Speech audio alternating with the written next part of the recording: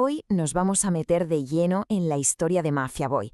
Sí, el adolescente que, allá por el año 2000, puso de rodillas a los gigantes de un Internet que, bueno, apenas estaba empezando a caminar. A ver, vamos a viajar un momento a febrero del año 2000. De repente, las páginas web más grandes del planeta, empiezan a caer, una detrás de otra. Cunde el pánico, claro. La pregunta en el aire era, ¿pero quién puede tener tantísimo poder? ¿Estamos hablando de una agencia de espionaje? ¿Quizá del crimen organizado? Pues no. La respuesta fue mucho, mucho más increíble. Toda esta parnafiza que se montó fue obra de un solo adolescente, Michael Kalse, operando desde su habitación en Montreal. La gran pregunta, por supuesto, es ¿cómo narices lo hizo? Y sobre todo, ¿por qué? Vale, vamos a meternos en faena, porque para entender el caos que se desató, primero tenemos que entender al chaval que se escondía detrás de ese alias, Mafia Boy. Esta cita es la clave para entenderlo todo. Tras la separación de sus padres, el joven Michael Kalse se sentía completamente aislado, sin ningún tipo de control sobre su vida. Pero entonces, con solo 6 años, su padre le compró un ordenador. Y ahí, en ese nuevo universo digital, encontró un mundo que por fin podía dominar. Un mundo donde él, y solo él, ponía las reglas. Y claro, todo ese deseo de control acabó estallando en lo que él mismo llamó Proyecto Rivolta. Rivolta, que en italiano significa rebelión.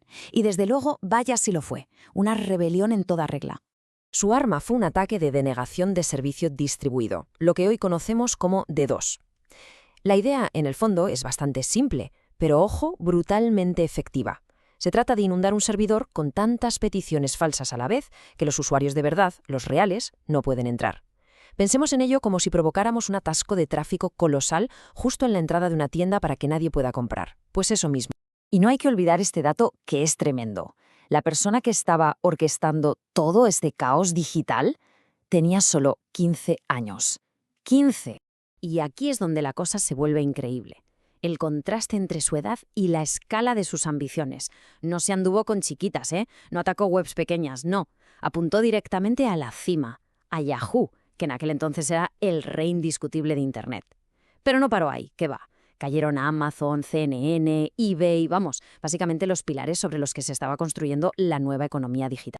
La velocidad con la que actuó fue de vértigo. El 7 de febrero tumba a Yahoo, y en los días siguientes se desató un efecto dominó que parecía imparable. Cada día un nuevo gigante caía, y el mundo entero miraba atónito, sin tener ni la más remota idea de dónde venían los ataques. Pero claro, toda rebelión tiene sus consecuencias, y en el mundo digital los errores pueden salir muy pero que muy caros. Así que vamos a ver cómo esta fantasía de poder online chocó de bruces con la dura realidad. Entonces, ¿cómo lo pillaron? Pues por el error más clásico que puede cometer un adolescente, la necesidad de presumir.